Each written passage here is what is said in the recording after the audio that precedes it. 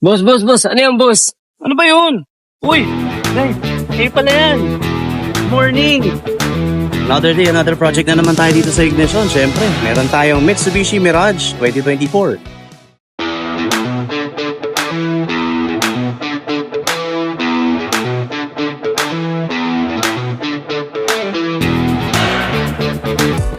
Let's go guys. Napakalaki ng tama nito. Nabanggaan ng truck, 10-wheeler. Dito pa lang sa side na to, kung makikita nyo, nalaglag na yung grill. Oh no! For sure, sira yung mga bracket nito. Yung headlight, mukhang okay naman siya sa outer surface. Pero, check natin. Buksan ko lang yung hood.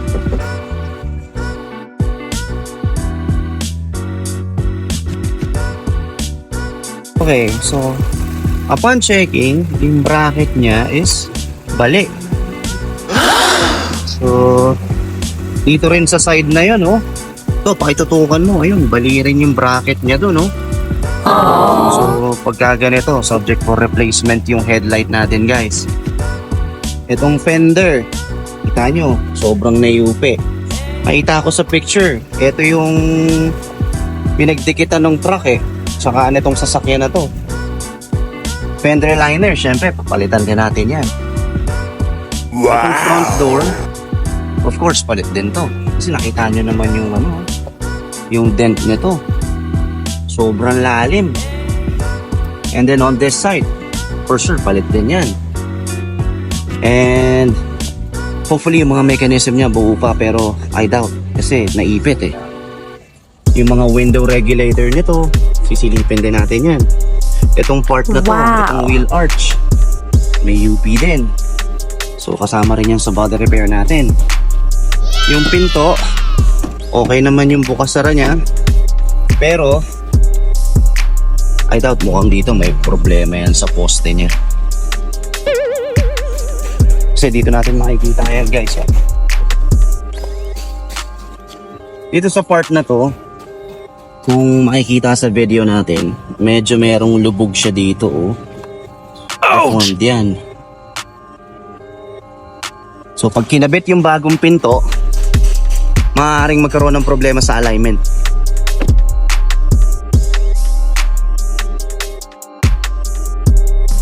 Yung hood natin kasama sa alignment yan.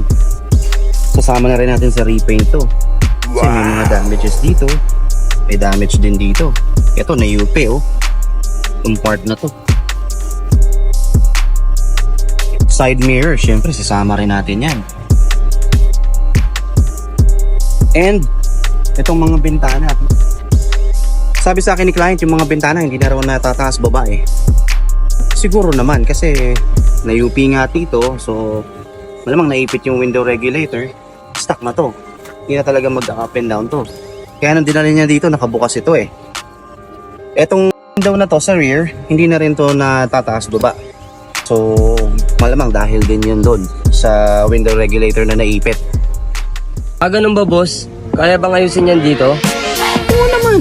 Pag dinala mo yan dito sa Ignition Automotive PH, kaya nating ayusin yan. So, ang gagawin lang natin is kakalasin natin lahat ng mga damaged parts and then bibili tayo ng mga new panels from Mitsubishi. Then, i-install natin yan for alignment. And then, repaint na. Ayos ba na dito, boss eh? Oo naman, syempre. Basta sa Ignition Automotive PH nyo dinala, walang problema yung mga ganyang bangga. Chicken lang sa atin yan. Okay, so for updates dito sa sasakyan na to, abangan nyo lang sa page namin, Ignition Automotive PH, Facebook. Meron din kami YouTube, Ignition Automotive PH. And then Instagram, Ignition Automotive PH din. Okay, for payment method naman, syempre, matanggap tayo ng cash, matanggap din tayo ng bank transfer, GCash. Meron din tayong credit card payment. So, wala kayong magiging problema sa payment scheme nyo dito sa amin. Sige, boss. Papagawa ko na yan. Saan ba location nyo? Location.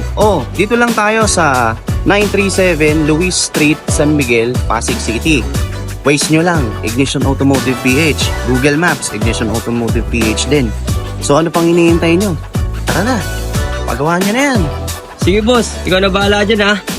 No problem, boss. Ako na bahala dito sa Mitsubishi Mirage. After a few days, okay na to. Parang walang nangyari.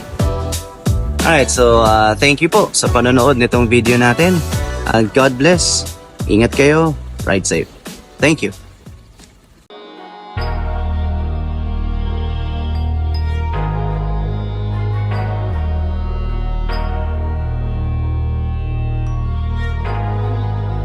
Di nyo na pwede masisigo ba't ganto? Ginaganapan ko lang na natural, tsaka inagapan ko na mautal nilawan sinugal ginapang minahal. Katagalan natutunan ko rin tumagal, tsaka alam ko naman na inaabangan na sana tabangan yung papakawalan para di naabangan. Kaso nga labala ba naman ang alabang kinalakihan na galingan ng galingan kaya nakasanayan ko makabuo na madiin. Di ko na malayan na